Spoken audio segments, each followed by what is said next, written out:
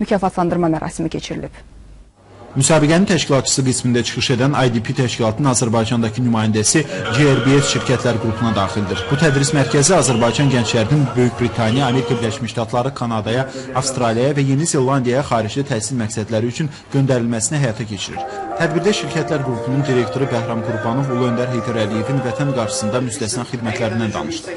Bildirdi ki, müsabiqənin məqsədi müxtəlif proqramlar üzrə xaricdə təhsil imkanları barəsində gənclərin maarifləndirilməsi, eyni zamanda istedadlı və perspektivli gənclərin üzə çıxarılmasından ibarətdir.